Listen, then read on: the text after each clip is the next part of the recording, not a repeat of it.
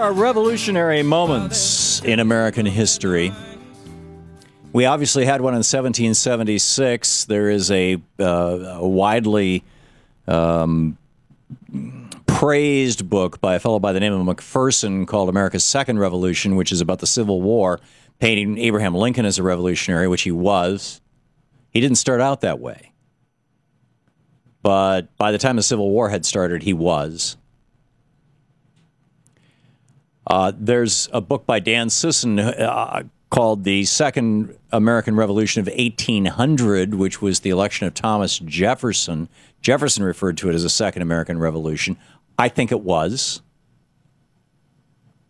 In fact, what I would submit to you, back in the early founding days, there were no political parties, and all of the founders, I mean, literally from George Washington to Thomas Jefferson to James Madison to even Patrick Henry, who kind of wanted a theocracy, but, the whole bunch of them were concerned that if a party system ever grew up in America, that we would then become static and rigid, and it would be the death of America. Well, a party system grew up. And here it is. And what has happened instead is that we've continued in our revolutionary tradition. And even the parties themselves have had revolutions within them. The Republican Party, for example, of Ronald Reagan is very different from the Republican Party of Dwight Eisenhower. The Republican Party of today is very different from the Republican Party of Ronald Reagan. There have been two revolutions in the Republican Party in my lifetime. Similarly, the Democratic Party before FDR was the party of the South, the party of segregation, the party of, basically kind of the old guard. They got their butts handed to them by the Republicans during the Civil War and in Reconstruction. The Republicans were the progressives, Teddy Roosevelt, fighting Bob La Follette. I mean, it's the Republicans throughout the end of the 19th century. They were the progressives, and in 1934, Franklin Roosevelt created a revolution not only in America but within the Democratic Party.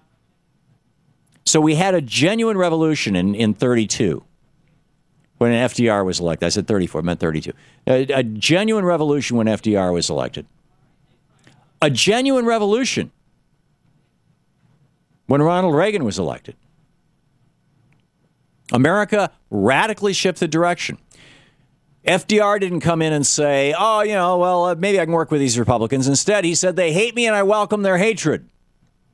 Ronald Reagan didn't come in and say, well, maybe I can work with these unions. He said, you show up for work on Monday or you're all fired and I'm going to dissolve your damn union. And he did.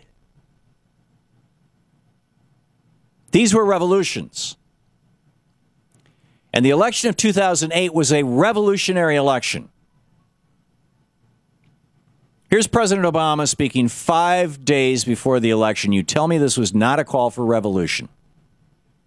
We are 5 days away from fundamentally transforming the United States of America.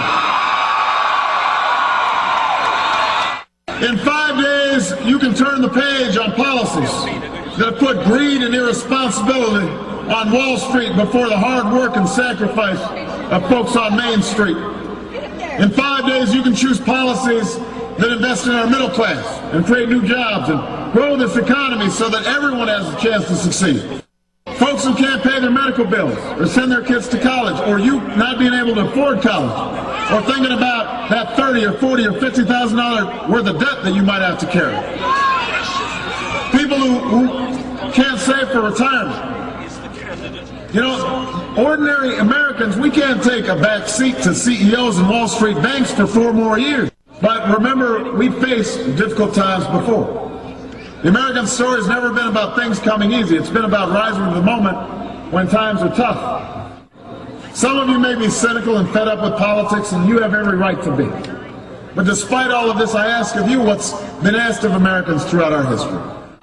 If you'll stand with me and fight by my side and cast your ballot for me, I promise you this, we will not just win Missouri, we will win this general election, and together we will change this country and we will change the world. Thank you. And we will change the world. That was a call for revolution. And the election of 2008 and the year of 2009, or the years of 2009 and 2010, were fundamentally revolutionary years. This was one of those moments in time where the people of America, frankly, of both parties, were saying, okay, we're ready for a revolution. And, you know, to some extent, there was some revolutionary activity. The House of Representatives passed some brilliant legislation that was truly revolutionary, particularly in the area of trade. Nancy Pelosi did a great job.